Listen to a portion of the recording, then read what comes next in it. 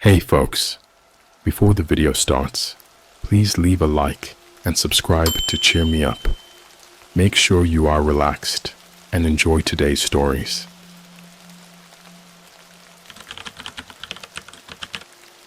I'm a deep web hitman. My next target is my mother. I've seen my fair share of messed up stuff on the deep web, but nothing could have prepared me for what happened last month. I'm not proud of what I do. In fact, it's downright horrifying, but I make a living as a hitman. The deep web is my office, and anonymity is my business card. It all started as a way to make quick cash, but over the years, it became my main gig. You'd be surprised how many people want someone dead and how much they're willing to pay for it. I was in the middle of a routine job when the message came through. My heart skipped a beat as I opened the email. It was a new contract, but this one was different. The client wanted the hit done immediately and was offering triple my usual fee. That kind of money doesn't come along often, so I was intrigued. The instructions were simple. Meet the client in a secluded location, get the details, and carry out the hit. The client specified an abandoned warehouse on the outskirts of town. It was a place I knew well, a place that reeked of old, decaying memories. I arrived at the warehouse just before midnight. The air was thick with tension and the stench of mold. I could feel my pulse quicken as I stepped inside. The darkness swallowed me whole, but I moved with practiced ease, my eyes adjusting to the gloom. There, in the center of the room, was a single chair, and on that chair sat a man in a black suit. His face was obscured by shadows, but I could see the glint of his eyes as he motioned for me to sit. I hesitated for a moment, then took the seat opposite him. "I need you to kill someone," the man said, his voice cold and detached. "The payment has already been transferred to your account. Here are the details." He slid a manila envelope across the table. I opened it and felt my stomach churn. Inside was a photo of my mother, along with her address and daily routine. My blood ran cold as I stared at the familiar face, her kind eyes looking back at me. From the photograph, this had to be a mistake. "You want me to kill my mother?" I asked, my voice trembling with a mix of shock and anger. "Yes," the man replied, his tone unchanging. "And you will do it." I could hardly breathe. Memories of my childhood flashed before my eyes. My mother had always been there for me, through thick and thin. She was my rock, my only family, and now I was being asked to end her life. "Why?" I demanded, my hands shaking. "That is not your concern," the man said, leaning back in his chair. "Your job is to follow orders, not ask questions. Do it, and the money is yours. Refuse, and you will face consequences." I knew he wasn't bluffing. The deep web had its own set of rules, and breaking them meant certain death. But this was different. This was personal. I had never questioned a contract before, but this time I had to. I left the warehouse in a daze, my mind racing. How could I possibly go through with this? But if I didn't, my own life would be at risk. The reality of my situation hit me like a ton of bricks. I was trapped, caught between a rock and a hard place. The next few days were a blur. I tried to go about my usual routine, but the weight of the contract hung over me like a dark cloud. I couldn't eat, couldn't sleep. Every time I closed my eyes, I saw my mother's face, heard her voice. I was being ripped apart from the inside. I started to follow her, observing her from a distance. She had no idea I was there, watching her every move. It felt sick, twisted, but I had no choice. I had to gather information, had to plan. The client had given me a deadline, and it was fast approaching. One evening, as I stood in the shadows outside her house, I saw her through the window, sitting alone at the kitchen table. She looked tired, older than I remembered. My heart ached as I realized how much I had missed. This woman, who had given me everything, was now my target. I couldn't do it. I couldn't go through with it, but I had to. Conflicting emotions tore me apart, driving me to the brink of madness. I needed a plan, a way out, but every time I thought I had a solution, the man's cold voice echoed in my mind, reminding me of the consequences. The deadline was now just hours away. I had to act. I made my way to her house, my mind blank, my heart heavy. I let myself in with the spare key she always kept under the mat. The familiarity of the place was a cruel reminder of what I was about to do. I found her in the living room, reading a book. She looked up, surprised to see me. "What are you doing here?" she asked, smiling. "I needed to see you," I said, my voice hollow. I could feel the weight of the gun in my pocket, its cold metal pressing against my side. We talked for a while, about nothing in particular. I couldn't focus on the words. My mind was racing, trying to find a way out, but there was none. I had to finish the job. "I'm sorry," I whispered, my voice breaking. She looked at me, confused. "For what?" Before I could answer, I pulled the gun from my pocket and pointed it at her. The look of shock and betrayal in her eyes was more than I could bear. My hand shook, my finger hovering over the trigger. In that moment, everything changed. I couldn't do it. I dropped the gun and fell to my knees, sobbing. My mother rushed to my side, wrapping her arms around me. "It's okay," she whispered. "We'll figure this out." But I knew it wasn't that simple. I had crossed a line, and there was no going back. The man would come for me, and there was nothing I could do to stop him. As I sat there, holding my mother, I realized the true horror of my situation. I had become a monster, and there was no escaping the darkness that consumed me. The deep web had claimed another soul, and this time, it was my own. The days after that night were a blur of fear and paranoia. I knew the man in the warehouse wouldn't just let me walk away. I had disobeyed a direct order, and the consequences would be dire. Every creak of the floorboards, every shadow that moved in the corner of my eye sent chills down my spine. I was being hunted, and it was only a matter of time before they found me. I couldn't stay at my mother's house. It was too dangerous. I needed to keep her safe, but I couldn't bear to leave her without an explanation. She didn't know the full extent of my involvement in the dark underbelly of the web, and I couldn't bring myself to tell her. So I lied. I told her I was in trouble with some dangerous people, and that I needed to disappear for a while.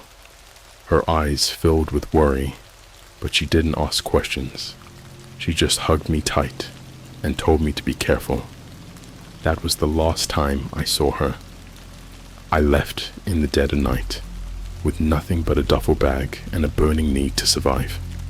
I spent the next few weeks on the run, moving from one seedy motel to another, always looking over my shoulder. I changed my appearance, cut my hair, grew a beard, even started wearing glasses. But no matter what I did, I couldn't shake the feeling that I was being watched. The nightmares were the worst part. Every night I dreamed of my mother, her face twisted in pain, her eyes pleading for mercy. I would wake up drenched in sweat, my heart pounding. Sleep became a luxury I couldn't afford. I was running on pure adrenaline and fear. One night, as I sat in yet another dingy motel room, my laptop beeped. It was an encrypted message from an unknown sender. My heart raced as I opened it. You can't hide forever. Finish the job, or we'll finish you. The message was clear. They knew where I was. Panic set in, but I forced myself to think. I had to find a way out, a way to disappear for good. But first, I needed to know who was behind this, who had ordered the hit on my mother. I decided to reach out to an old contact, a hacker I had worked with in the past. He owed me a favor, and now was the time to call it in. I used a secure connection to contact him and explain my situation. He agreed to help, but it would take time. As I waited for his response, I moved to a new location, a small cabin in the woods. It was isolated, the perfect place to lay low. The silence was both a blessing and a curse. It gave me time to think, but it also amplified my paranoia. Every rustle of leaves, every snap of a twig set my nerves on edge. After a few days, my hacker friend got back to me. He had traced the order back to a shell corporation with ties to organized crime. The deeper he dug, the more disturbing the details became. It seemed my mother had stumbled upon something she wasn't supposed to see, something that put her life in danger. But what? I needed answers, and there was only one person who could provide them. I had to confront the man in the warehouse. It was a risky move, but I was out of options. I couldn't run forever, and I couldn't let them hurt my mother. Armed with the information from my hacker friend, I made my way back to the warehouse. The place looked even more desolate than before, a crumbling relic of the past. I approached with caution, my hand on the gun tucked into my waistband. Inside, the air was thick with tension. The man was there, sitting in the same chair, his face hidden in shadow. He looked up as I entered, a sinister smile playing on his lips. "I knew you'd be back," he said, his voice dripping with malice. I didn't waste any time. "Why my mother? What did she do?" He chuckled, a low, menacing sound that sent chills down my spine. "Your mother is a very resourceful woman. She found something she shouldn't have, something very valuable to us." "What was it?" I demanded, my anger boiling over. "A list," he said simply. "A list of names, people we have dealt with. She was going to go to the authorities. We couldn't let that happen." I felt a cold wave of dread wash over me. My mother had stumbled into something far more dangerous than I had imagined, and now, because of me, she was in even greater danger. "Please," I begged, "leave her out of this. I'll do whatever you want. Just let her go." The man's smile widened. "It's too late for that. The only way to protect her is to finish the job." I knew then that there was no reasoning with him. I had to take matters into my own hands. Before he could react, I drew my gun and fired. The sound echoed through the empty warehouse, and the man slumped in his chair, a look of surprise frozen on his face. I didn't wait to see if he was dead. I turned and ran, my heart pounding in my chest. I needed to get to my mother before it was too late. The shadows were closing in, and I was running out of time. I drove through the night, my mind racing with thoughts of my mother. The revelation about the list gnawed at me, and I knew that if I didn't get to her soon, the people behind the contract would. The adrenaline kept me alert, but the fear of what awaited me at the end of this drive made my stomach churn. By the time I reached my mother's house, the first light of dawn was creeping over the horizon. The place was eerily quiet, and as I approached the front door, I felt a sense of foreboding. I hesitated for a moment, then knocked softly, praying she was okay. The door creaked open, and my mother stood there, looking more frail and tired than ever. Relief washed over me, but it was short-lived. I stepped inside, and quickly closed the door behind me. "What's going on?"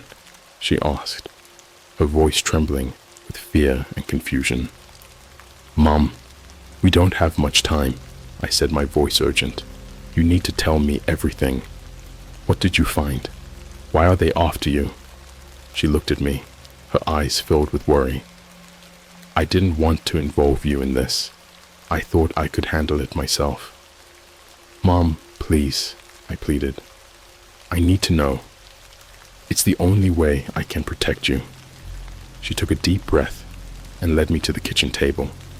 We sat down, and she began to explain. It all started a few months ago when she was cleaning out the attic.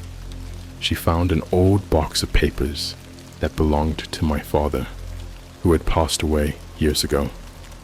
Among the papers, she discovered a list of names, along with detailed notes about each person. At first, I didn't understand what it was, she said, her voice barely above a whisper. But as I read through it, I realized these were people your father had dealt with. He was involved in something very dangerous, something that got him killed. My heart sank. I had always believed my father's death was an accident. Now it seemed there was much more to the story. I was going to take it to the police, she continued. But before I could, strange things started happening. I received threatening phone calls, and there were men watching the house. I knew I was in danger, but I couldn't just sit by and do nothing.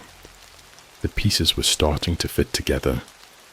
The list was a death warrant for anyone who knew about it, and my mother had unwittingly stumbled into the middle of it all.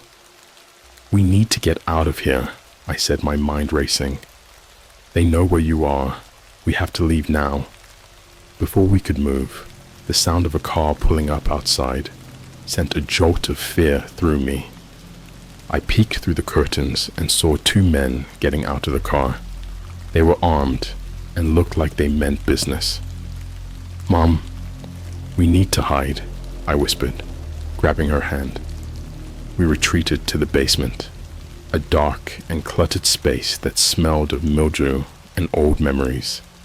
I barricaded the door as best I could and pulled out my gun, my heart pounding in my chest. The men entered the house, their footsteps echoing through the empty rooms above us. My mother clung to me, her fear palpable. We could hear them talking, their voices low and menacing. "They have to be here somewhere," one of them said. "Find them."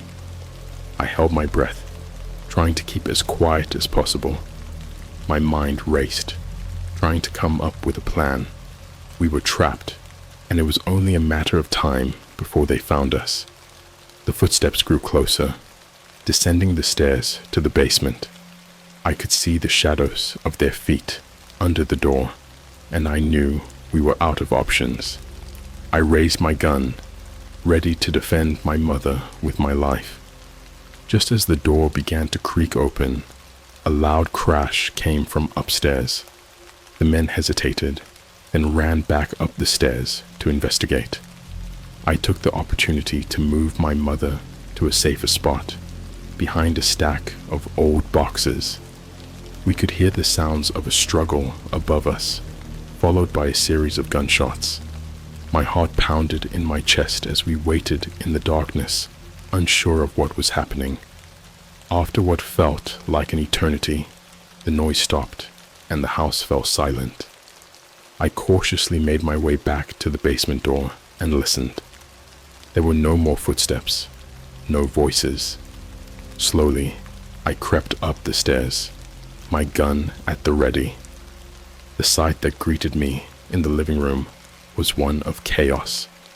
The men were lying on the floor, lifeless, their bodies riddled with bullets. Standing over them was my hacker friend, the one I had contacted for help. He looked up at me, a grim smile on his face.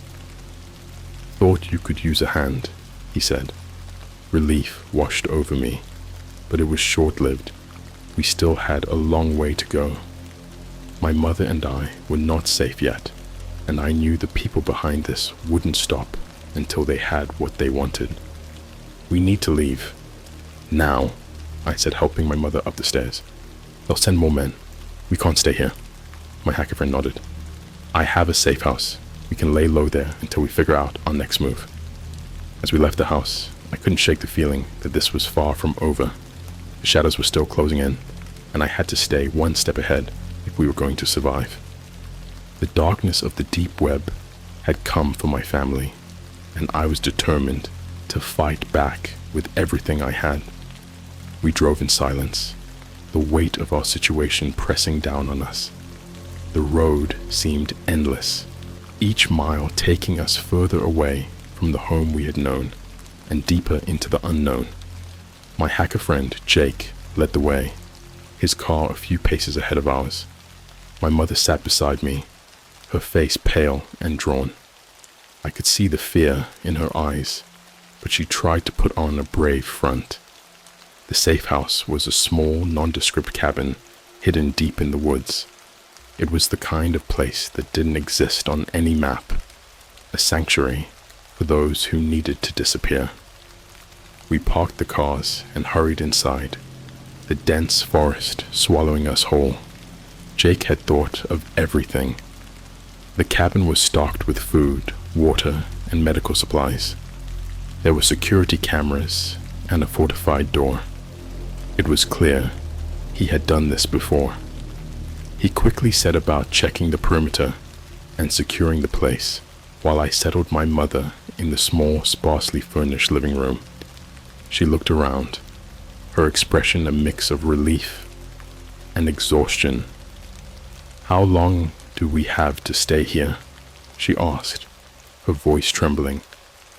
"Just until we figure out our next move," I said, trying to sound confident. But the truth was, I had no idea what our next move would be. We were in uncharted territory, and the people after us were relentless. Jake returned, his face grim. "We should be safe here for a while, but we can't let our guard down. They'll be looking for you." I nodded, the reality of our situation sinking in. We were fugitives, hunted by a faceless enemy. The walls of the cabin seemed to close in on me, the air thick with tension. I had to keep it together for my mother's sake. Over the next few days, we fell into a routine. Jake worked tirelessly on his laptop, trying to uncover more information about the organization hunting us. My mother and I kept to ourselves, the fear of discovery hanging over us like a dark cloud. The isolation was suffocating, the silence only broken by the occasional rustle of leaves outside or the distant call of a bird. One night, as I lay awake, I heard a faint tapping on the window.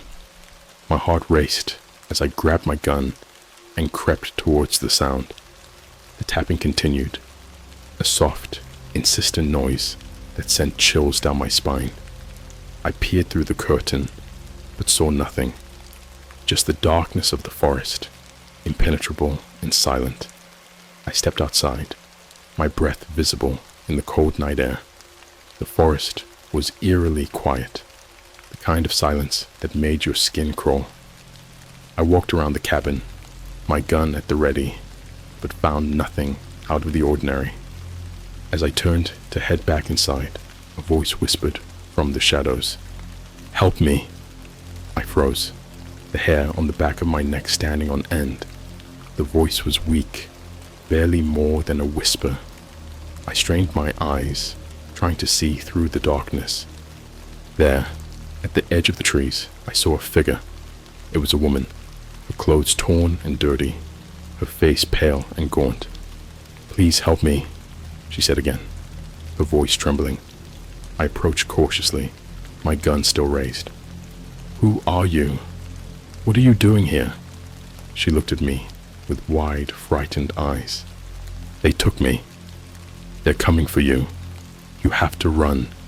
Before I could react, she collapsed, her body limp and lifeless. I knelt beside her, checking for a pulse, but she was gone. Panic surged through me. How had she found us, and what did she mean by "they're coming for you"? I carried her body inside, my mind racing. Jake and my mother were already awake, their faces etched with fear and confusion. "What happened?" Jake asked, his eyes darting to the lifeless woman in my arms. "She found us," I said, my voice shaking. "And she said they're coming for us. We have to leave, now." Jake didn't hesitate. He began packing up his equipment, moving with a sense of urgency that only heightened my fear. My mother stood frozen, her eyes wide with terror. "Mom, we need to go," I said, trying to snap her out of her shock. She nodded slowly, and we began gathering our things. The cabin, which had once felt like a sanctuary, now seemed like a trap. We were exposed, vulnerable. As we loaded the cars, I couldn't shake the feeling that we were being watched. The shadows of the forest seemed to shift and move, eyes hidden in the darkness. We had to move quickly before it was too late. We drove through the night, the road winding through the dense forest. My hands gripped the steering wheel tightly, my eyes scanning the darkness for any signs of danger. My mother sat beside me, her face pale and drawn. Jake led the way, his car a beacon in the night. We had no destination, just the hope of finding a place to hide, a place where they couldn't find us. The road stretched on, endless and unforgiving, and the fear of what lay ahead gnawed at my soul. Hours passed in a blur of trees and darkness. Just when I thought we couldn't go any further, Jake's car slowed and turned down a narrow, overgrown path. We followed, the dense foliage scraping against the sides of the car. The path opened up to a clearing, and there, hidden among the trees, was an old abandoned farmhouse. We parked the cars and quickly made our way inside. The place was dilapidated, but it would have to do. Jake immediately set to work securing the house, while my mother and I explored the interior. The rooms were empty, the air thick with the smell of decay. It was far from ideal, but it was our best option. As we settled in for the night, I couldn't shake the feeling that we were running out of time. The people hunting us were relentless, and it was only a matter of time before they found us again. The farmhouse, like the cabin, offered only temporary refuge. We needed a plan, a way to fight back. As I lay in the darkness, the events of the past few weeks replayed in my mind. The deep web, the contract, the list of names, and the faceless enemy that pursued us. It all seemed like a nightmare, but it was all too real. I had to stay strong, for my mother, for myself. The shadows were closing in, and I knew that our next move would be our most dangerous yet. The farmhouse was eerily quiet, the kind of silence that made every creak of the floorboards sound like a gunshot. We settled in as best we could, but the tension was palpable. Jake had set up a perimeter alarm, a rudimentary system that would alert us if anyone approached. It wasn't much, but it was better than nothing. We took turns keeping watch, the hours stretching into an endless parade of darkness and unease. Every shadow seemed to move. Every rustle of the wind sent chills down my spine. My mother tried to stay strong, but I could see the fear in her eyes. She was terrified, and so was I. Jake was our only hope. He worked tirelessly, hacking into databases, trying to find out more about the organization hunting us. He barely slept, his fingers flying over the keyboard, his eyes bloodshot and weary. He was driven by a determination that bordered on desperation. It was early morning when Jake finally found something. His face lit up with a mix of triumph and dread as he called us over to the screen. "I found them," he said, his voice hoarse. "They're called the Syndicate. They're a powerful organization involved in everything from arms trafficking to political assassinations. They don't leave loose ends, and your mother's discovery put her in their crosshairs. My mother gasped, her hand flying to her mouth. "What do we do?" she asked, her voice barely above a whisper. Jake took a deep breath. "We have to take the fight to them. It's the only way. I found a location, one of their safe houses. If we can get in, we might be able to find something we can use against them." It was a suicide mission, but we had no other choice. Running was no longer an option. We had to confront them head on. We spent the rest of the day preparing, gathering supplies, and planning our attack. The fear was still there, but it was overshadowed by a grim determination. We were going to end this, one way or another. As night fell, we set out for the safe house. It was located in an abandoned industrial complex on the outskirts of the city, a labyrinth of decaying buildings and rusted machinery.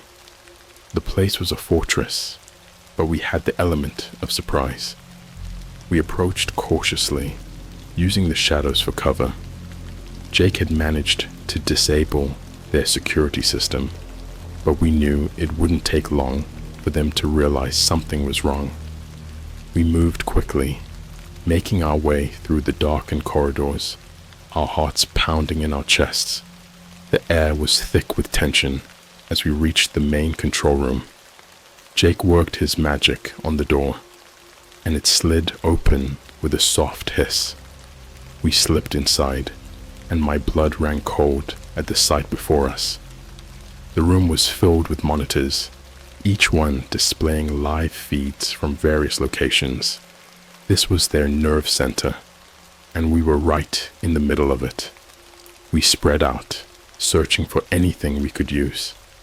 Jake hacked into their mainframe, downloading files and transferring data. My mother and I stood guard, our eyes scanning the room for any sign of danger. Time seemed to stretch and blur, every second an eternity. Suddenly, the monitors flickered and went dark. A low alarm began to sound, echoing through the complex. They knew we were here. We had to move fast. "Got it," Jake shouted, pulling a flash drive from the computer. "Let's go." We ran, the alarm growing louder, the sound of footsteps echoing behind us. The corridor seemed to twist and turn, a maze designed to trap us.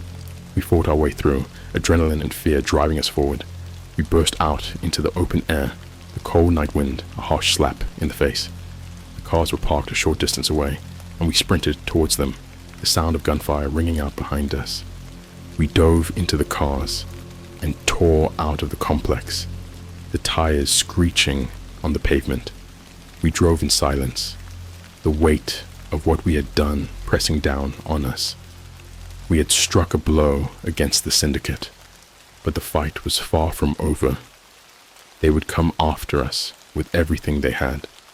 But for the first time, I felt a glimmer of hope. We had the information we needed to bring them down.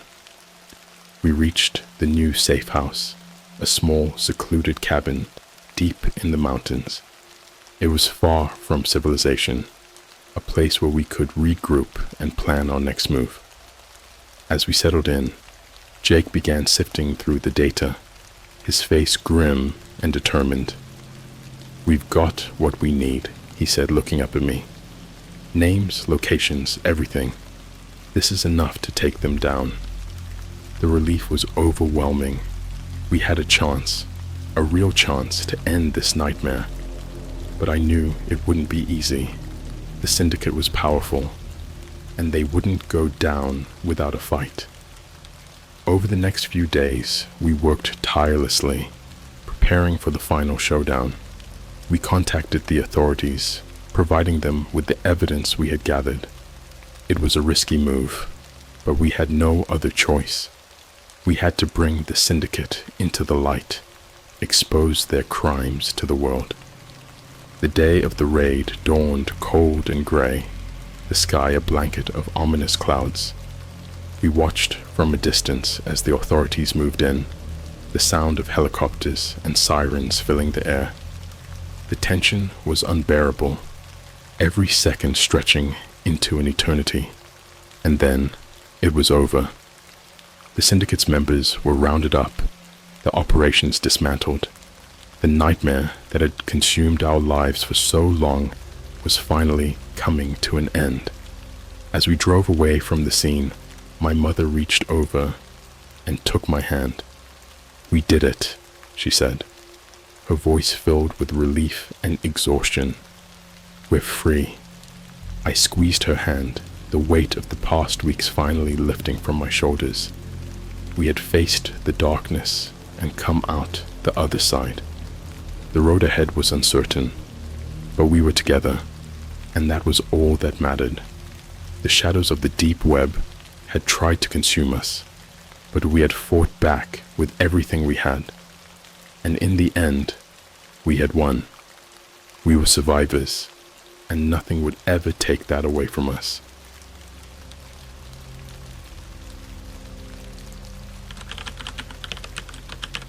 I was bought virtual reality of the deep web. Now I am stuck.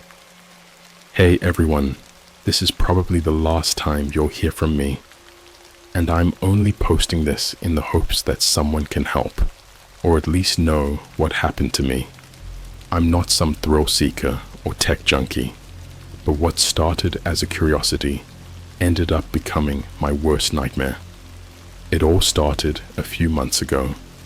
I was browsing Reddit as usual when I came across a thread about the deep web, the usual scary deep web stories, and you won't believe what you can find down there. Most of it was probably BS, but there was this one comment that piqued my interest. Someone mentioned a VR experience that was so immersive and real, it made everything else look like child's play. The comment warned against trying it, but human curiosity got the better of me. I spent the next few days digging through various links, forums, and encrypted messages to find this VR experience. Eventually, I stumbled upon a site that looked like it was straight out of a 90s hacker movie. Green text on a black background, cryptic symbols, the whole shebang. At the bottom, there was a link labeled VRX Immersion. I hesitated, but then clicked it. The page that loaded was minimalistic. It had a short description claiming that this VR setup could simulate reality down to the smallest detail. It promised an escape from the mundane world, offering experiences ranging from living out your wildest fantasies to exploring the deepest fears. The catch? It was a one-time purchase, and there were no refunds. I know, this screams scam, but I couldn't help myself. I'd saved up some extra cash from my freelance gigs, so I thought, why not? I entered my info, paid in Bitcoin, and waited. A few days later, a package arrived. It was unmarked, just a plain brown box. Inside was a sleek black VR headset, some cables, and a cryptic instruction manual. The manual was weird. It had instructions in broken English, almost like it was translated by someone who barely spoke the language. It warned to only use the headset in a safe, controlled environment, and to never ever use it for more than an hour at a time. I should have stopped there, but the more I read, the more intrigued I became. That night, I set everything up in my living room. I double-checked the cables, adjusted the headset, and took a deep breath. I remember thinking, what's the worst that could happen? When I put on the headset, the world around me faded to black. Then the VR world booted up, and it was unlike anything I had ever seen. The graphics were hyper-realistic, and I could feel everything. The texture of the grass under my feet, the wind against my skin, even the warmth of the sun. It was like I was really there. I started with some basic scenarios. walking through a park, exploring a city. Nothing too intense. Everything was perfect. Too perfect. It wasn't long before the mundane scenarios bored me, so I decided to try something more thrilling. I selected a scenario labeled Nightmare Mode. The transition was instantaneous. One moment, I was standing in a sunny meadow, and the next, I was in a dark, decaying hallway. The walls were covered in mold, the air thick with the smell of rot. I could hear distant whispers, growing louder as I moved forward. My heartbeat quickened, but I reminded myself it was just a game. I continued down the hallway, my footsteps echoing ominously. The whispers turned to cries, and the walls seemed to close in on me. My chest tightened with fear, but I couldn't stop. Suddenly, the floor gave way, and I plummeted into darkness. I landed hard, pain radiating through my body. I remember thinking, this is too real. Before I could get my bearings, I heard a guttural growl. I turned, and there it was. A creature, humanoid but twisted and grotesque. Its eyes were hollow, its skin sagging and rotten. It moved toward me with unnatural speed. I tried to run, but my legs felt like lead. The creature caught up, its cold, bony fingers wrapping around my throat. I couldn't breathe, couldn't think. Panic set in, and I did the only thing I could think of. I ripped off the headset. I was back in my living room, gasping for air, my heart pounding out of my chest. The headset lay on the floor, the screen dark. I sat there shaking, trying to process what had just happened. It was just a game, right? But the fear, the pain, it was too real. I decided to take a break, maybe even return the thing, if I could figure out how. That night, the nightmares began. I saw the creature every time I closed my eyes. Its hollow eyes, its decaying face. I woke up screaming, drenched in sweat. The next day, I tried to go about my routine, but I felt like I was being watched. Every shadow seemed to move, every noise amplified. I tried to ignore it, but the paranoia grew. I stopped leaving my apartment, barely ate, barely slept. The creature was always there, lurking in the corners of my vision. Desperate for answers, I reached out to the Deep Web forum, where I found the VR link. My post was met with silence, except for one reply. A user named Vanta simply said, "You shouldn't have done that." I messaged Vanta, begging for help. He finally responded, telling me that the VR headset was a gateway, not just to a virtual world, but to another dimension. He said the experiences weren't simulations, they were real, and by using the headset, I'd allowed something to cross over. I laughed it off, convinced it was a sick joke, but then things got worse. Objects in my apartment started moving on their own. Doors would slam shut, lights flickered, and I heard whispers in the night. The creature began appearing outside the VR, in my waking life. It would stand at the foot of my bed, watching me with those hollow eyes. I couldn't take it anymore. I decided to destroy the headset. I smashed it to pieces, hoping it would end the nightmare. For a moment, everything was quiet. I thought I was free, but then the whispers returned, louder than ever. The creature was still there, more real than before. I'm writing this now, hoping someone out there knows what to do. The walls are closing in, and I can feel its cold breath on my neck. I'm trapped, not just in my apartment, but in this endless nightmare. Please, if you're reading this, don't make the same mistake I did. Stay away from the deep web, and if you ever come across a VR headset, for the love of God, don't put it on. I thought destroying the headset would fix everything. I was wrong. The very next night, I woke up to a cold sweat. The room was pitch black, but I could feel its presence. It was closer now, its breath icy on my skin. I fumbled for the lamp on my nightstand, but before I could turn it on, I felt a sharp pain in my wrist. I screamed and yanked my hand back, turning on the light to reveal deep red gashes on my arm. It wasn't just in my head anymore. This thing could hurt me. I went to the hospital the next day. I told them I'd been attacked by an intruder. The police came, took my statement, and searched my apartment, but they found nothing. No signs of forced entry, no fingerprints. The doctors patched me up and gave me some sedatives, but they didn't help. Every time I closed my eyes, I could see it. Those hollow eyes, that decaying face. I stopped sleeping altogether. I was afraid of what it would do next. I spent my days researching, trying to find anyone who had experienced something similar. I scoured forums, messaged dozens of people, but no one had any answers. Vanta, the user from the Deep Web, was my only lead. I messaged him again, begging for more information. His response was chilling. "You opened the door. It's in our world now. There's no way to send it back." I couldn't accept that. There had to be a way. I kept digging, looking for anything that might help. That's when I stumbled upon a post about a ritual. It was buried deep in an old occult forum, filled with warnings and cryptic instructions.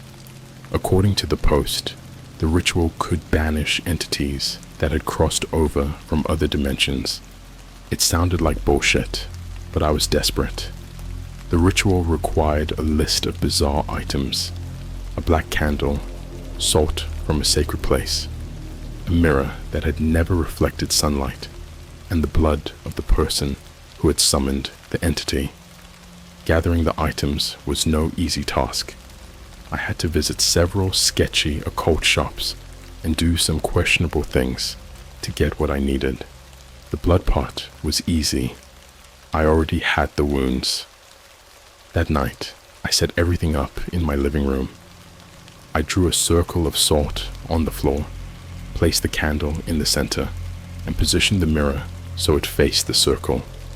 I lit the candle, sat down inside the circle, and began reciting the incantation from the post.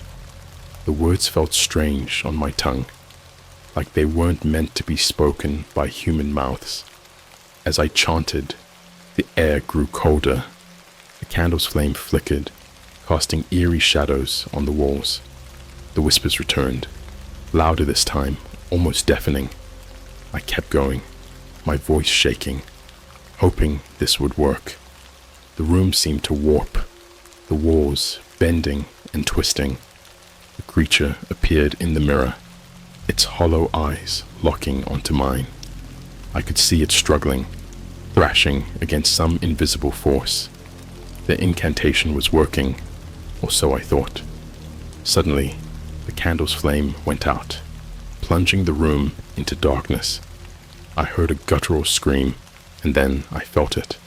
Cold, bony fingers wrapping around my throat, squeezing the life out of me. I couldn't breathe, couldn't move.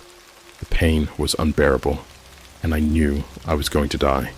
But then, just as suddenly, it let go.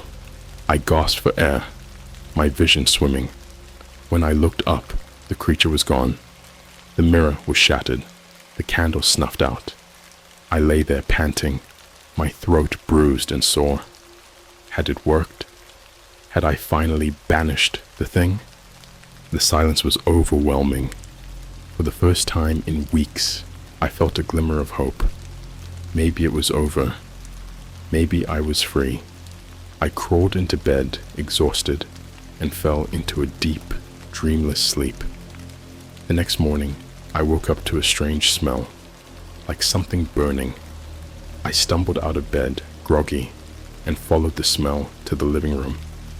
What I saw made my blood run cold. The circle of salt was scattered. The candle melted into a puddle of black wax. And in the center of the room, written in what looked like blood, was a single word: soon. Panic set in. I wasn't free. If anything, I'd made it angrier. I didn't know what to do. I was out of options, out of hope. I spent the next few days in a state of paranoia, jumping at every little noise, seeing shadows where there were none. I barely ate, barely slept. I was a mess. Then one night, I heard it.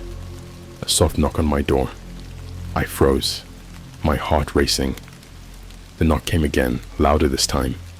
I grabbed a kitchen knife and approached the door, my hands shaking. "Who is it?" I called out, but there was no answer. Just another knock, insistent and demanding. I took a deep breath and opened the door. There was no one there, just an empty hallway. But on the floor, there was a small wrapped package. I picked it up, my hands trembling. Inside was a note and another VR headset. The note read, "You can't escape. Come back or it will never end." I dropped the note, my mind racing. It was a trap, a cruel joke. But what choice did I have? The creature was still out there, and it wouldn't stop until it had me. I took the headset and went back to my living room, my heart pounding. I put it on, and the world faded to black.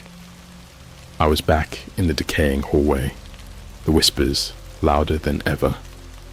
The creature was waiting for me, its hollow eyes glowing with malice. It lunged, and I ran, but there was nowhere to go. The walls closed in, the whispers turned to screams. I was trapped, and I knew it was only a matter of time before it caught me. The headset felt heavier this time, as if it knew I was trapped. I was back in the decaying hallway, the air thick with the stench of rot and decay. The creature was waiting, its hollow eyes glowing with anticipation. I knew running was pointless, but I couldn't stand still and let it catch me. I took off, sprinting down the hallway, my footsteps echoing in the oppressive silence. As I ran, the walls seemed to close in, the whispers growing louder, more insistent. The hallway twisted and turned, an endless maze of darkness and despair. I could feel the creature behind me, its cold breath on my neck, its guttural growls echoing in my ears. My heart pounded in my chest, every beat a reminder of how fragile my existence had become. I don't know how long I ran. Minutes, hours, time had lost all meaning in this twisted reality. My legs burned, my lungs screamed for air, but I couldn't stop. I had to find a way out. As I turned a corner, I saw a door at the end of the hallway. A faint light seeped through the cracks, a glimmer of hope in the darkness.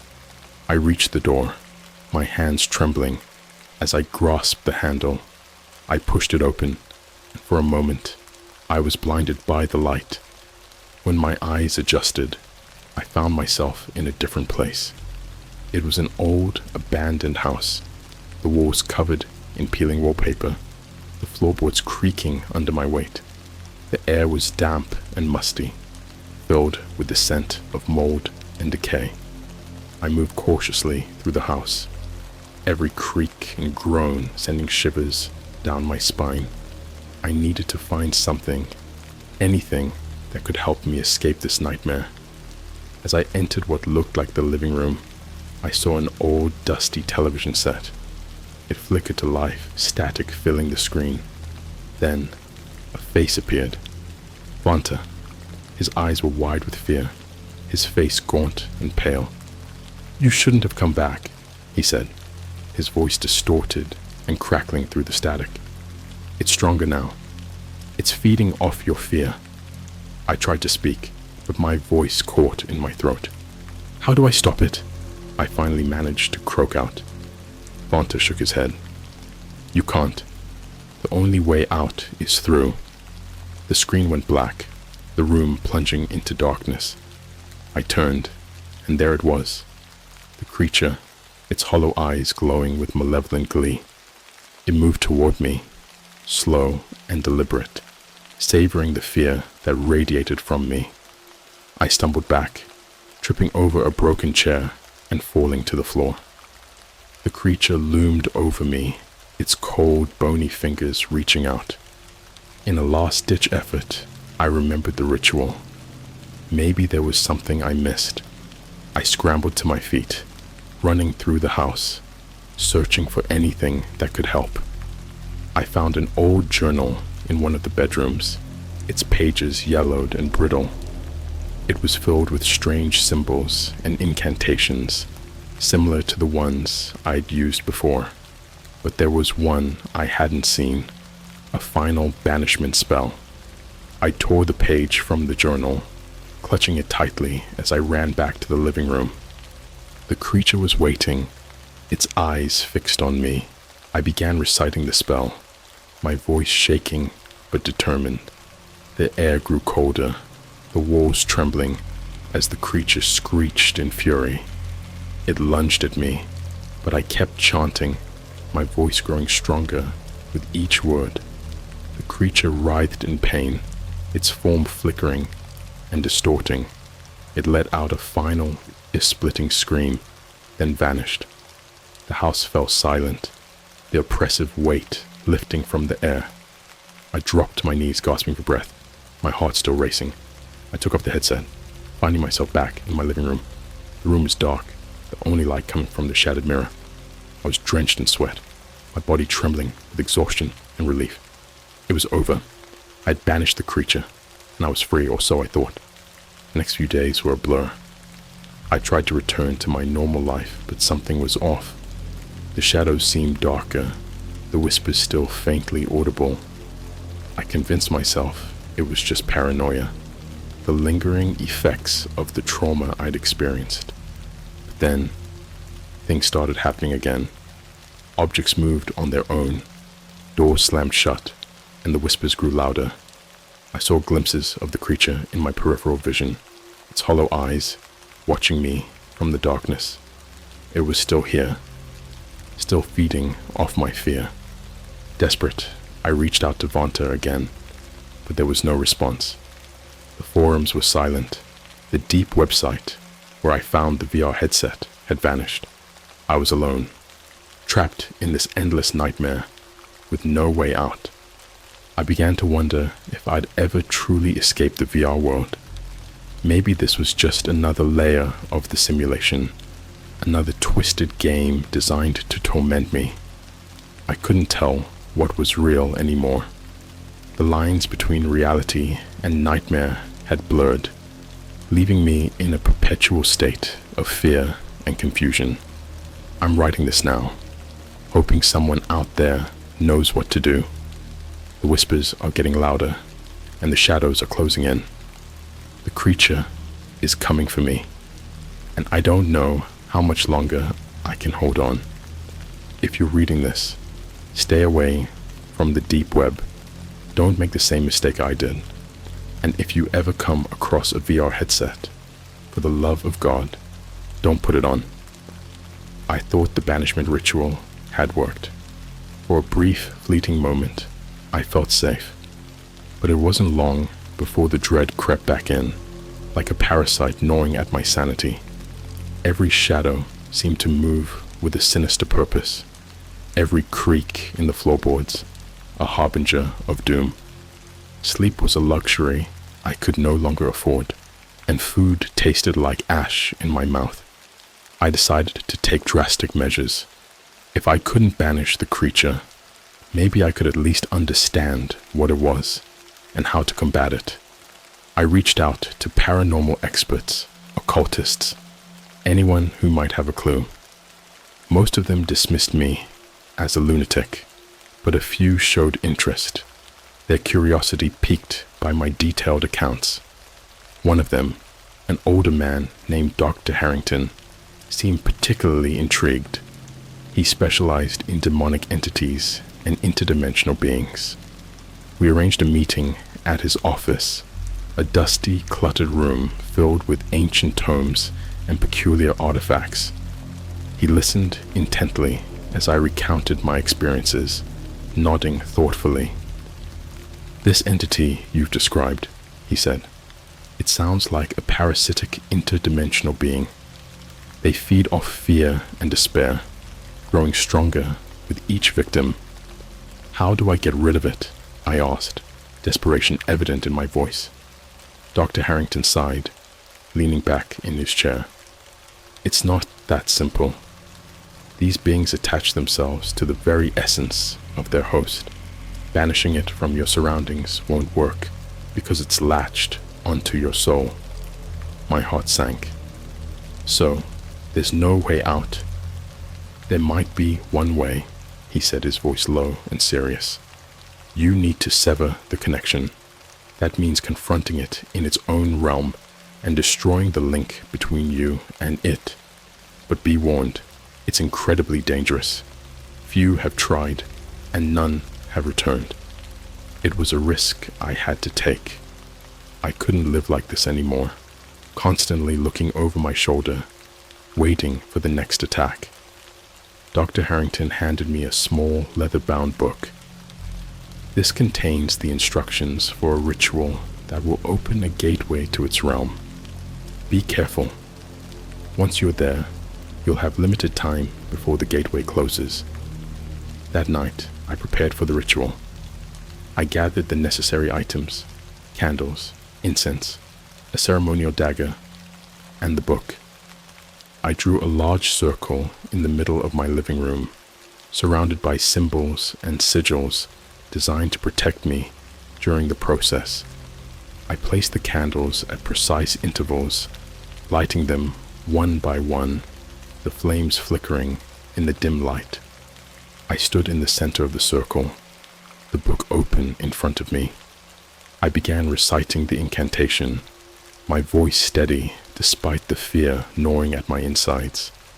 The air grew thick with the scent of burning incense, and the room seemed to hum with a low, ominous vibration. The symbols around the circle glowed faintly, the light pulsing in rhythm with my heartbeat. As I chanted, the space within the circle began to warp and twist, the air shimmering like a mirage. A portal formed, its surface rippling like water. I took a deep breath and stepped through, the world around me dissolving into darkness. I emerged in a landscape of pure nightmare. The sky was a swirling mass of dark clouds, illuminated by sporadic flashes of lightning. The ground was barren and cracked, the air filled with a cacophony of distant screams and whispers. The creature was there, waiting for me, its hollow eyes glowing with a malevolent hunger.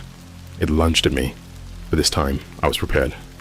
I dodged, the creature's claws slicing through the air where I had just stood. I swung the ceremonial dagger, the blade cutting through its ethereal form. It shrieked in pain, recoiling, its eyes burning with fury. I continued the assault, each strike weakening the creature. It fought back viciously, its attacks relentless. Pain surged through me as its claws raked across my flesh, but I didn't stop. I couldn't. I had to end this once and for all. Finally, with a final, desperate lunge, I plunged the dagger into the creature's chest.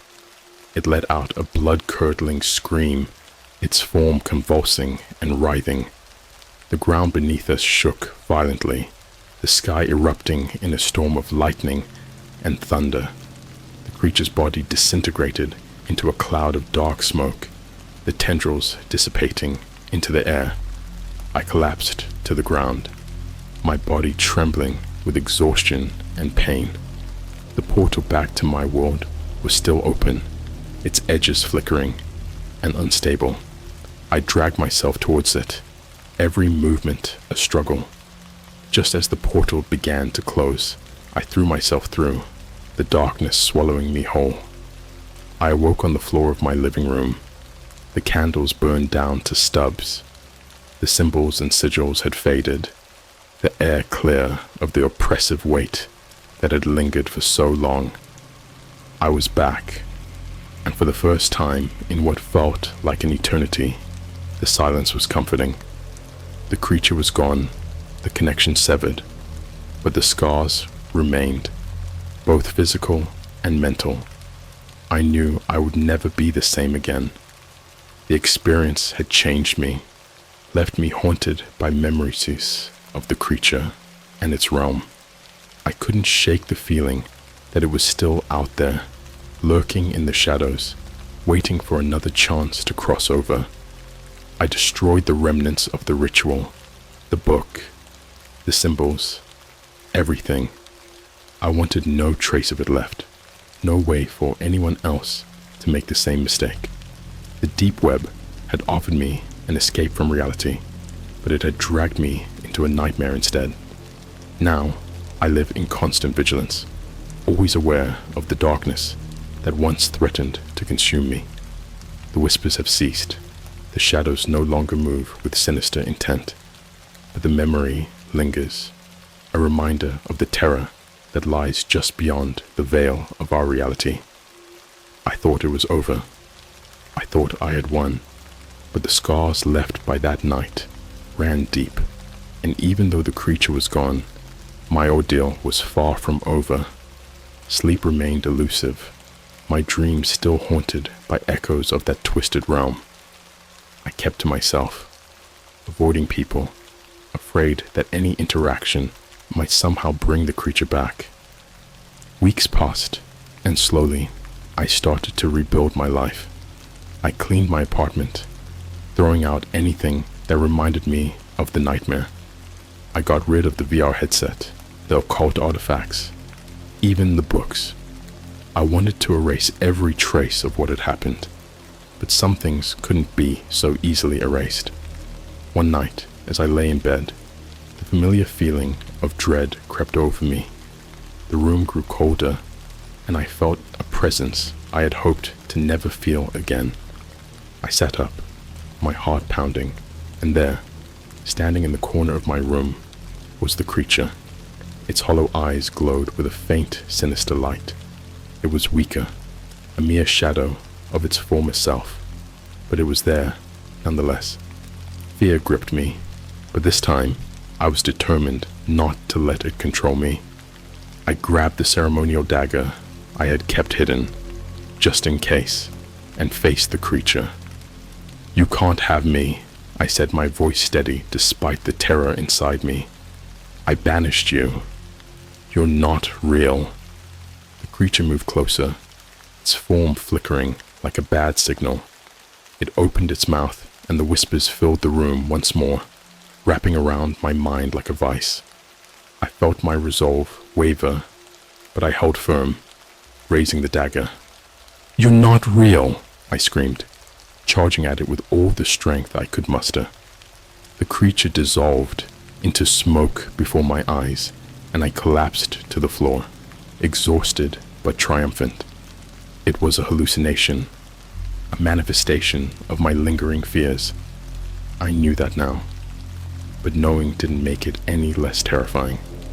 I needed help, real, professional help. The next day, I made an appointment with a therapist specializing in trauma. Dr. Ellis was kind, patient, and, most importantly, believed me. I told her everything, sparing no detail.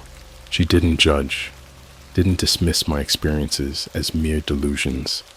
Instead, she helped me understand that what I had gone through, though real to me, was a trauma that needed to be processed and healed.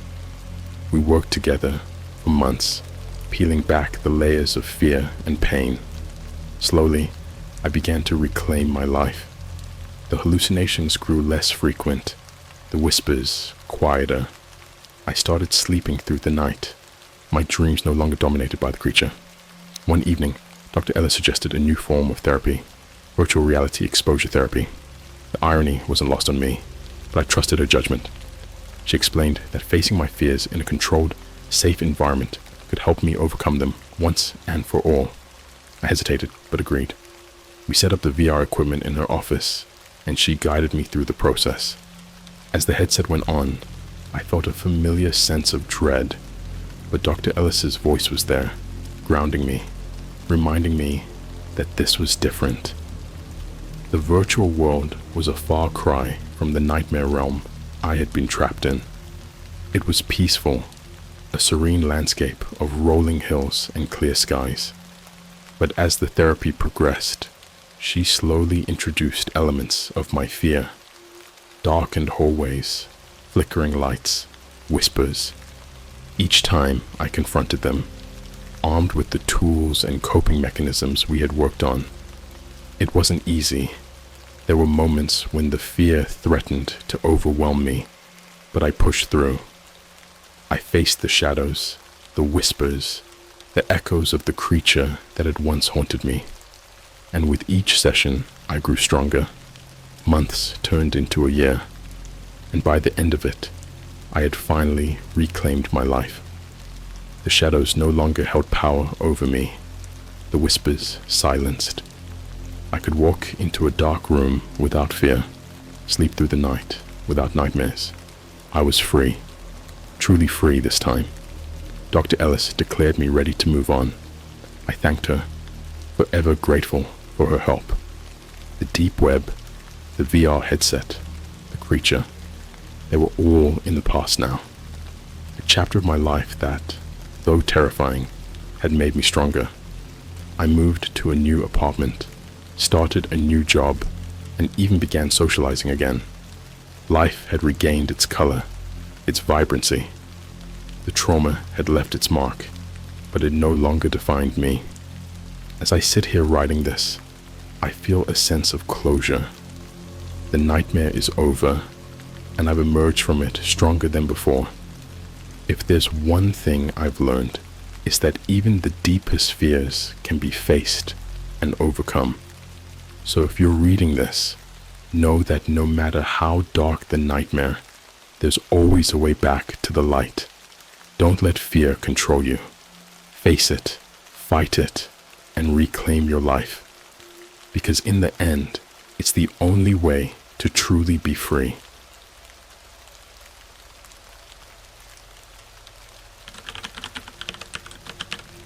I bought old VHS tape of the deep web. It saw how my parents will die in a car crash on their next vacation. Hey Reddit, I never thought I'd be posting something like this, but I need to get it off my chest. If this post gets taken down, I don't care. I just need to tell someone. So, here's what happened. It all started a few weeks ago. I was bored, browsing the dark corners of the internet. You know the places, the ones you're not supposed to go to. Anyway, I found this forum where people were talking about old VHS tapes with lost footage and forbidden content. Most of it sounded like the usual urban legends, but one post caught my eye. The title read, "See the Future, Guaranteed Real Footage." Curiosity got the best of me, and I clicked on it. The seller claimed to have a tape that could show you how you or your loved ones would die. The price was surprisingly low, but the catch was you had to pay in Bitcoin and provide a shipping address. Stupid, I know, but I was intrigued, so I went for it. I paid and gave my address. A week later, a small nondescript package arrived. Inside was an old, dusty VHS tape with no label. I had to dig out my parents' old VCR from the attic to play it. As soon as I pressed play, I regretted it. The screen flickered to life with static, then cut to a grainy shot of a dark room. The camera was shaky, and there was this weird low-frequency hum in the background. Suddenly, the scene changed. It was my parents' living room, and they were sitting on the couch, talking about their upcoming vacation. They were planning a road trip to the mountains, something they had been excited about for months. My blood ran cold. There was no way this footage was real. It had to be some sick prank. But then it got worse. The date on the screen was the exact date of their planned departure. The next part was a nightmare. The tape skipped forward to them driving on a winding mountain road. The camera angle changed to a view from the back seat, like a passenger recording them. They were laughing and talking, completely unaware of what was about to happen. Suddenly, the car swerved. There was a loud screech of tires, and the camera went wild. The scene cut to the car tumbling down a steep ravine, flipping over and over. The sound of metal crunching and my parents' screams filled the room. I wanted to look away, but I was frozen. The camera finally settled on a shot of the wreckage. My parents were motionless, covered in blood. It was gruesome, their bodies twisted in unnatural angles. The hum was still there, now louder, more sinister. The screen went black, and the tape ended. I sat there in shock, unable to move. My mind raced with questions. How did someone get this footage? How did they know about my parents' plans? It couldn't be real, but it felt too vivid, too personal to be fake. That night, I couldn't sleep. Every time I closed my eyes, I saw their faces, heard their screams. I debated whether to tell them, to warn them, but I knew they'd think I was crazy. Hell, I thought I was going crazy. I decided to do some digging. I went back to the forum, but the post was gone. The user's account had been deleted. I tried reverse searching the video, but nothing came up. It was like it didn't exist. A week later, my parents left for their trip. I begged them to stay, made up excuses, even tried to fake being sick, but they wouldn't listen. They thought I was being overprotective. As they drove away, I felt a sense of dread I couldn't shake. I spent the entire day on edge, constantly checking my phone. Around noon, I got a call from an unknown number. It was the police. There had been an accident. I rushed to the hospital, my heart pounding. When I got there, they told me my parents' car had gone off the road and down a ravine. It was exactly like the tape. My mom didn't make it. My dad was in critical condition, barely hanging on. I was numb. It felt like I was living in a nightmare. The doctors said it was a freak accident, that the brakes had failed, but I knew better. It was the tape. It had to be. Now, I'm sitting here in the hospital, waiting for news about my dad. I don't know what to do or who to turn to. I keep replaying the tape in my mind, wondering if I could have done something to stop it. I feel like I'm losing my grip on reality. I don't know if anyone will believe me, but I had to share this. Maybe someone out there knows something, has seen something similar.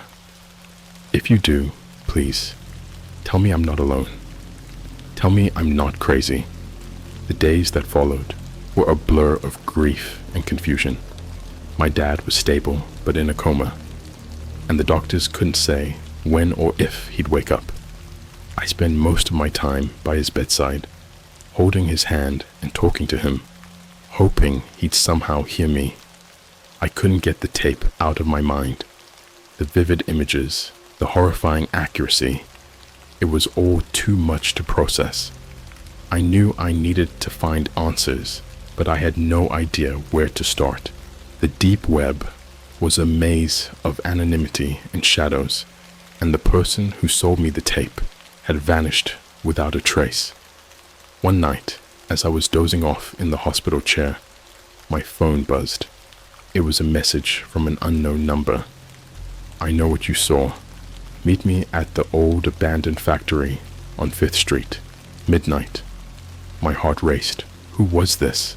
How did they know? I knew it was dangerous, but I was desperate for answers. I grabbed my coat and headed out, making sure to leave quietly so the nurses wouldn't notice. The factory was a decaying relic from the past, a hulking structure that loomed over the deserted street. Broken windows, graffiti-covered walls, and the eerie silence made my skin crawl. I entered through a gap in the chain-link fence and made my way inside. The air was thick with dust, and the only light came from the flickering flashlight in my hand. I called out, "Hello?" My voice echoed back, unanswered. I moved deeper into the building, every creak and distant sound making me jump. Finally, I reached a large open space That must have been the factory floor. In the dim light, I saw a figure standing in the center.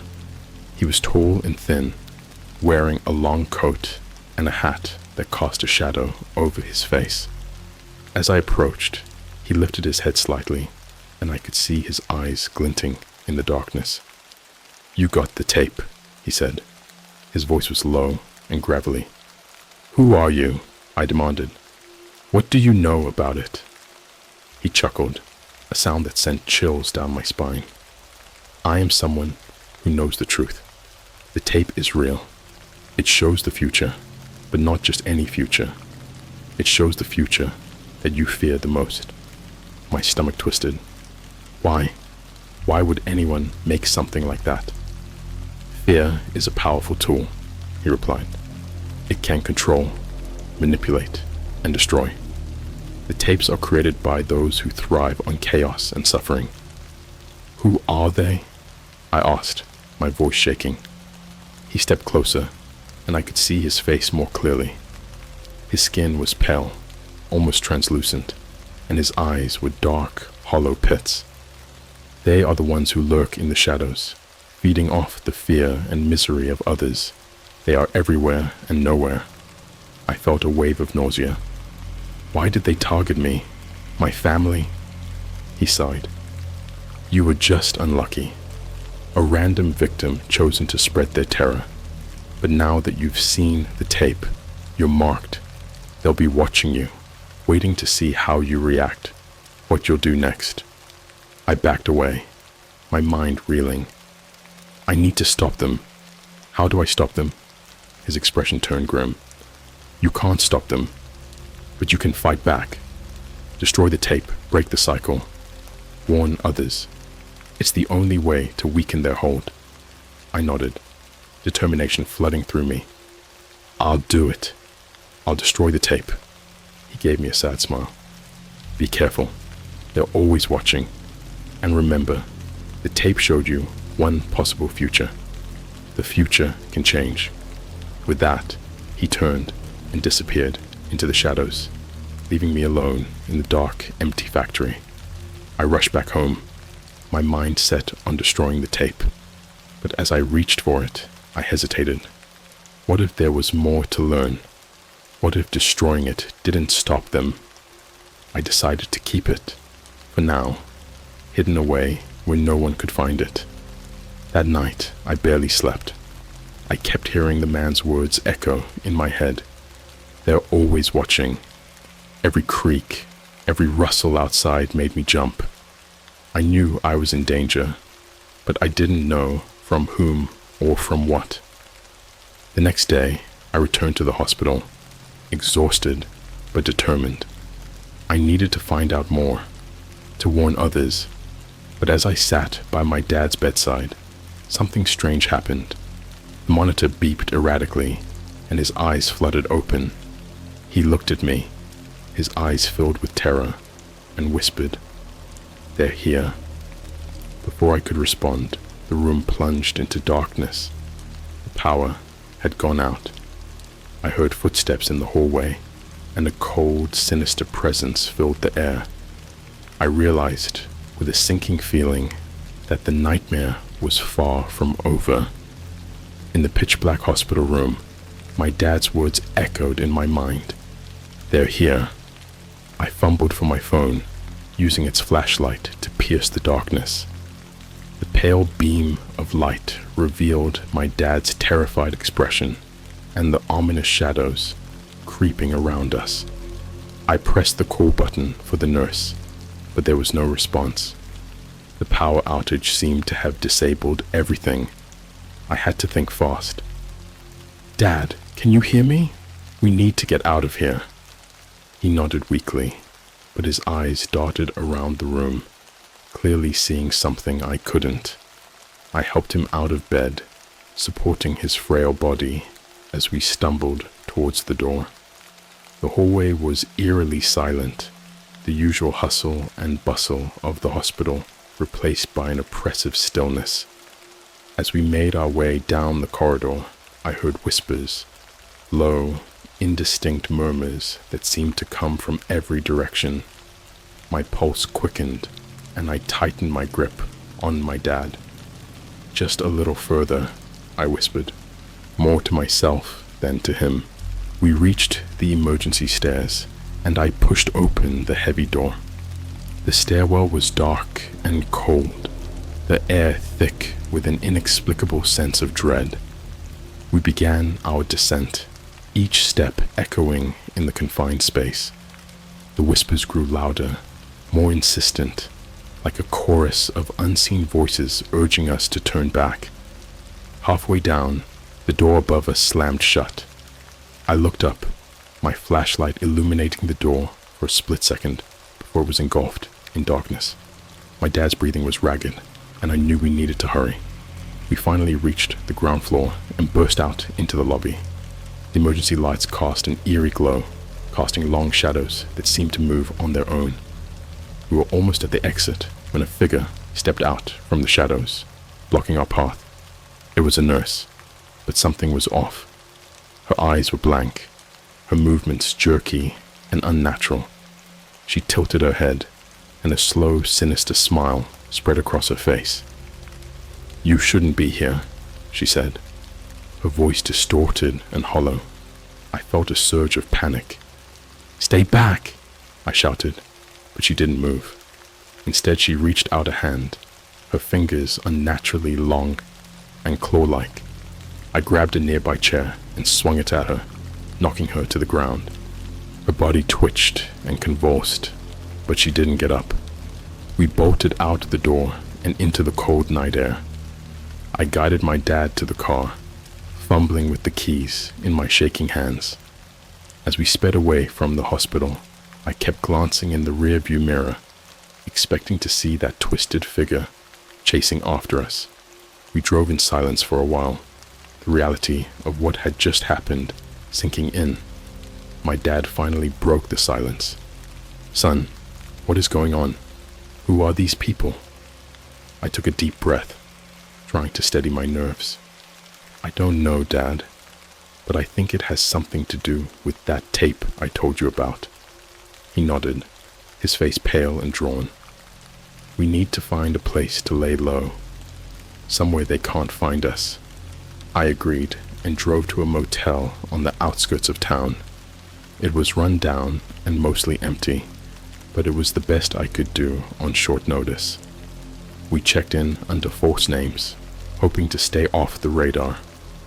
That night, I sat in the dimly lit room, my dad asleep in the bed next to mine. The events of the past few days played over and over in my mind. I knew we couldn't keep running forever. I needed to find out more about these people, these creatures, whatever they were. I pulled out my laptop and started researching, diving deep into forums and dark websites. I found stories similar to mine, people who had encountered the tapes and the horrors they unleashed. But there were no answers, only more questions and tales of despair. As I scrolled through the endless threads, my laptop screen flickered and a message popped up. "You can't hide forever." My heart pounded. They had found me. I quickly shut off the laptop and checked the room, making sure all the windows and doors were locked. I barely slept that night, every noise making me jump. When morning finally came, I felt no relief, only a growing sense of dread. I knew we needed to keep moving, but I also needed to find a way to fight back.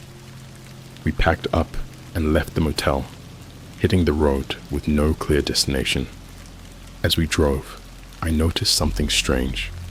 No matter which direction we went, there were always the same cars behind us, keeping their distance but never losing sight of us. My paranoia grew. They were following us, watching our every move. I needed help, but who could I trust? I decided to reach out to the stranger from the factory. He seemed to know more than anyone else. Using a burner phone, I sent a message to the number he had contacted me from. "I need your help. They're after us. Minutes later, a reply came. Meet me at the old cemetery. Midnight. Another ominous location, but I had no choice. That night, we drove to the cemetery, the oppressive silence of the graveyard pressing down on us. As we walked among the tombstones, I saw the stranger waiting, his face illuminated by the moonlight. You came, he said. We need answers, I replied. How do we stop them? He looked at us with a mix of pity and determination. There is a way, but it won't be easy. You must confront your fear. Face the nightmare head on. Only then can you break free. I nodded, feeling a flicker of hope. We'll do whatever it takes. The stranger handed me a small, ancient-looking book. This will guide you, but be warned, the path ahead is dark and dangerous. As we left the cemetery, clutching the book, I couldn't shake the feeling that our ordeal was far from over. The darkness was closing in, and we were about to plunge into the heart of the nightmare. With the ancient book in hand, we drove to a secluded cabin deep in the woods. It belonged to an old family friend who had passed away years ago, and it hadn't been used since. The isolation felt like both a blessing and a curse. On one hand, it meant we were harder to find. On the other, it made us feel more vulnerable. We settled in, and I began to study the book. Its pages were filled with strange symbols, archaic text, and ominous illustrations. It detailed a ritual that promised to break the curse of the tapes, but it was complex and dangerous. We had no other choice. The first step was to create a protective circle using specific herbs and candles, which meant a trip into town. We left the cabin early, trying to blend in and not draw attention. Every face seemed to hide a potential enemy, every shadow a lurking threat. Back at the cabin, we carefully prepared the circle, following the book's instructions to the letter. As the sun set, the air grew thick with an unspoken tension. My dad, still weak but determined, helped as much as he could. The next part of the ritual required us to watch the tape again within the circle. This time, we needed to confront the fear it instilled and reject the future it showed. The idea of watching that horrific footage again made my stomach churn, but we had to do it. I placed the VHS tape into the old player, the whirring sound almost deafening in the silence. The screen flickered to life, and the same scenes began to play. My parents' happy conversation, the carefree drive, the horrifying crash. But this time, something was different. The footage began to warp, the images twisting and distorting. The faces of my parents blurred, replaced by grotesque, snarling visages. The car crash scene looped, over and over, each time more violent, more graphic. I felt my resolve wavering, the fear creeping back in. Focus, my dad shouted, gripping my arm. Remember, it's not real. We control our fate. I nodded, fighting to keep my mind clear. I stared at the screen, willing myself to see past the horror. As I did, I began to notice the details changing. The road was different, the weather, the time of day. The tape was losing its power. Suddenly, the screen went black, and the room plunged into silence. The air felt heavy, charged with an unseen presence. The candles around the circle flickered, their flames dancing wildly. We had to finish the ritual.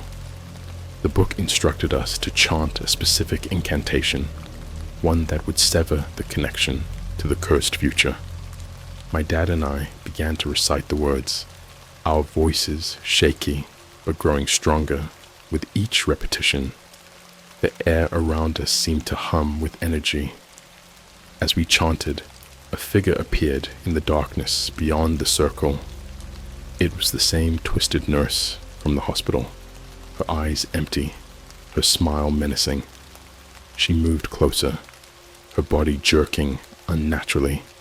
The protective circle held her at bay, but I could feel her malevolent presence pushing against it. "Keep going," my dad urged. "Don't let her in." We continued the incantation, the words pouring out faster and faster. The figure outside the circle hissed and writhed, unable to breach the barrier. The candles flared, their light almost blinding.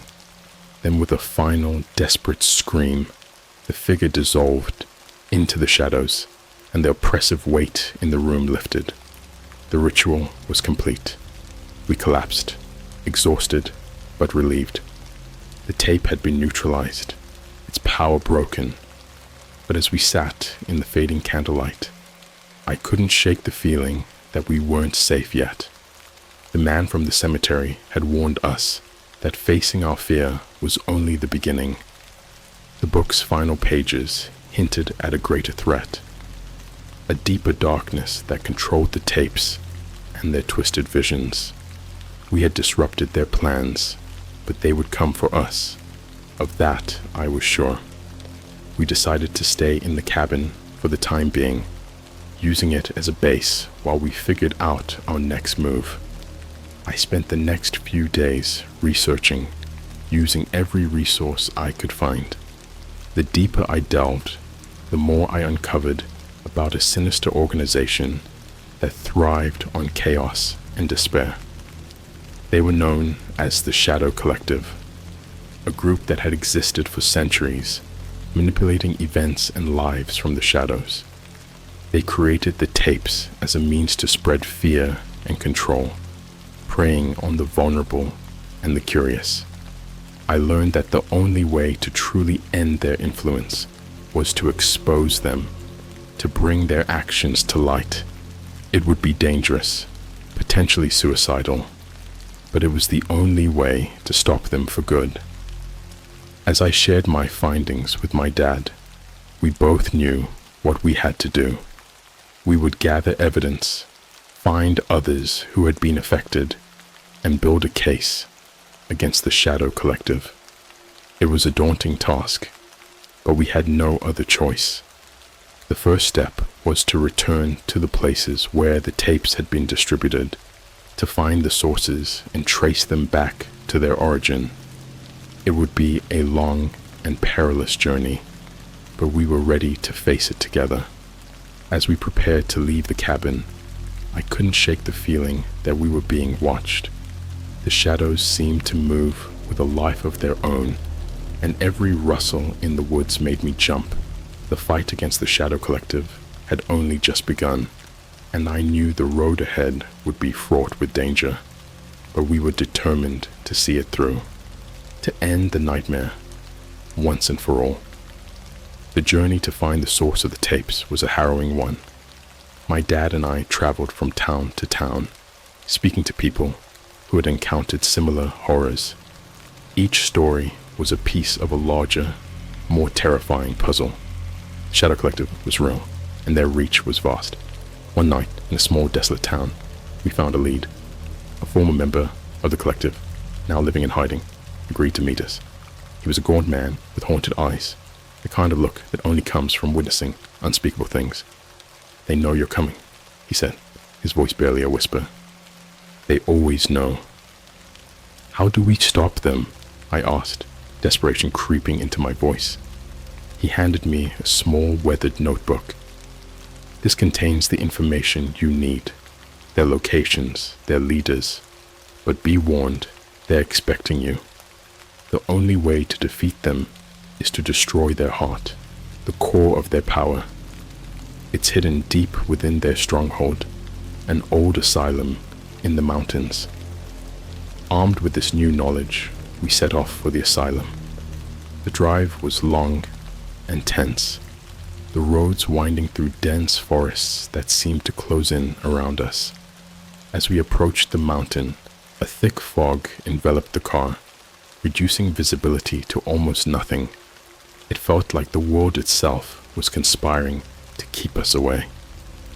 The asylum loomed ahead, a decrepit building with broken windows and ivy-covered walls. It looked abandoned, but we knew better. The air was thick with an oppressive sense of dread as we stepped out of the car and made our way inside. The interior was even worse. The walls were lined with old, rusted equipment, and the floors were covered in grime and debris. The dim light from our flashlights cast eerie shadows that seemed to move on their own. As we ventured deeper, the temperature dropped, and the air grew thick with a foul, metallic scent. We followed the directions in the notebook, navigating a maze of hallways and staircases. The asylum seemed to go on forever, a labyrinth designed to trap the unwary. We encountered strange symbols etched into the walls, and the whispers began again, low and insistent. Finally, we reached a large iron door. The notebook indicated this was the heart of the asylum, where the collective conducted their rituals and stored their most powerful artifacts. My dad and I exchanged a grim look before pushing the door open. The room beyond was a nightmare. Candles flickered in the darkness, casting a sickly glow on the walls, which were covered in strange pulsating growths. In the center of the room was a massive stone altar, covered in blood and surrounded by hooded figures, chanting in a language that hurt to hear. They turned to us as we entered, their eyes glowing with an unnatural light. "You've come," one of them said, a twisted smile on his face. "We've been expecting you." Before we could react, the door slammed shut behind us. The figures advanced, their hands outstretched. I felt an overwhelming sense of dread, like a weight pressing down on my soul. But we couldn't back down now. I pulled out the notebook and began reciting the incantation it contained, my voice shaking but growing stronger with each word. The figures recoiled, hissing and snarling. My dad joined in, his voice steady and unwavering. The air around us crackled with energy, and the symbols on the walls began to glow. The chanting of the figures grew more frantic, their movements more desperate. I focused on the altar, directing all my will towards it. The ground shook, and the walls seemed to pulse in time with our words. With a final, deafening crack, the altar shattered, sending shards of stone flying. The hooded figures screamed, their forms dissolving into the air like smoke. The oppressive weight lifted, and the room was plunged into silence. We stood there, panting and exhausted, but victorious. The heart of the Shadow Collective had been destroyed. Their power was broken, and the nightmare was over, or so we thought. As we made our way out of the asylum, the fog began to lift, revealing the path back to the car. But something felt off. The forest was too quiet, the air too still. We quickened our pace, desperate to leave this place behind. Just as we reached the car, a figure stepped out from the shadows. It was the stranger from the factory, his face twisted into a mask of rage. "You think you've won?" he snarled. "This is far from over. The collective is eternal. You may have destroyed one heart, but there are others. We will find you. We will never stop." With that, he vanished into the night, leaving us shaken but resolute. We drove away, the weight of his words heavy on our minds. The battle was won, but the war was far from over. The Shadow Collective would come for us, but we were ready. We had faced our fear, and we would continue to fight, no matter the cost. As we drove into the dawn, I knew our lives would never be the same. We were marked, hunted, but we had something they didn't: hope. And as long as we had that, we would keep fighting, keep exposing their darkness, until the nightmare was truly over.